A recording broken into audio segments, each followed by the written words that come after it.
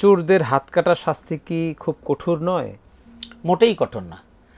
চোরদের হাত কাটার শাস্তি এটা মোটেই কঠোর না। কারণ হলো আপনি যখন চোরের হাত কাটা শুরু করবেন তখন তো চোর চুরি করবে না। জি।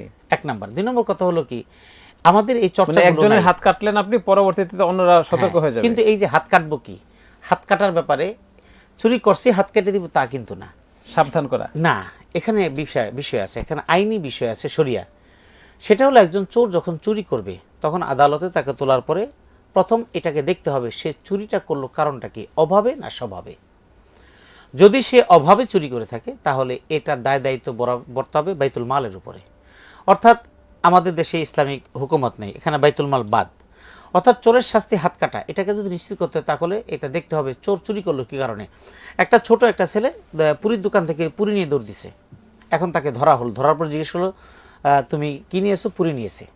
কয়টা? 2টা পুরি নিয়েছে। কেন? আমি সকাল থেকে এ পর্যন্ত কিছু খাইনি, ক্ষুধার তাড়নায়।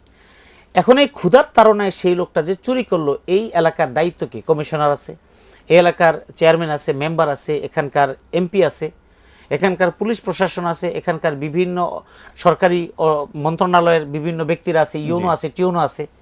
তো এদের দায়িত্ব ছিল যে এই অভাবী মানুষগুলোর খোঁজখবর নেওয়া, যে তারা রাস্তার মধ্যে পড়ে থাকে, তাদের কোনো খাবার দাবারের ব্যবস্থা নেই, সুতরাং তাদেরকে শোকজ করা হবে, তাদেরকে ডাকা হবে। এইরকমভাবে সে যদি ক্ষুধার্ত থাকার কারণে চুরি করে তাহলে সেই ব্যবস্থাপনা রাষ্ট্র থেকে ব্যবস্থা গ্রহণ করা হবে, তার তখন হাত কাটা হবে না। কিন্তু যদি সে স্বভাবের কারণে, যে বাড়িঘর আছে কিন্তু সুবিধা পাইছে চুরি করে পোলাপানের জন্য বিদেশে পাচার করে দিছে, এটা তার স্বভাবের দোষ, তা তো নিঃসন্দেহে হাত কাটা হবে। আর হাত কাটা অপরাধ না, হাত কাটা কোনো বড় কিছু না।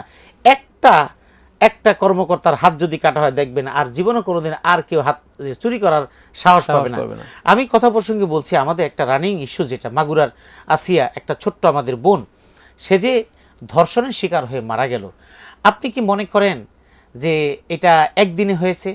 এখানে তনু ধর্ষিত হয়েছে, নুসরাত ধর্ষিত হয়েছে, এইরকম মুনিয়া নামক একটা মেয়ে, সে দিনের পরে দিন একজনের রক্ষিতা হিসেবে ছিল, বাংলাদেশের একজন বিশাল বড় একজন ধনকুবের, অর্থাৎ যারা বাংলাদেশটাকে কন্ট্রোল করে।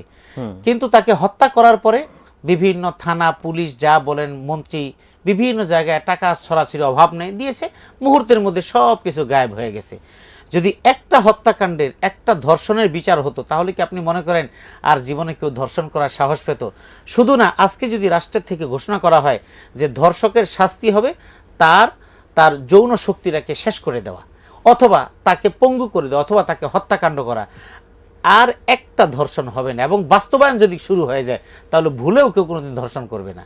তো এরকম হাত কাটা যদি একটা জায়গায় শুরু হয় তাহলে আর কেউ কিন্তু ওই হাত কাটার কোনো কাজ করবে না, কিন্তু এক জায়গায় শুরু করতে হবে। এটাই হলো সবচেয়ে বাস্তবতা।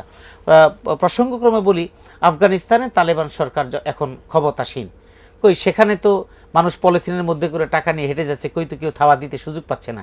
কারণ থাবা দিয়ে চুরি করবে আর তালেবান কারোর সাথে কোনো কম্প্রোমাইজ করবে না, একদম ঘাড়ের উপর দিয়ে দিবে। তো এটা তো হচ্ছে, এটাই হওয়া দরকার। তো সেজন্য হাত কাটা এটা কোনো বড় মানে এটা কোনো না, বরং হাত কাটা, একজনের হাত কাটলে বাকি সবারটা ঠিক হয়ে যেত। জি।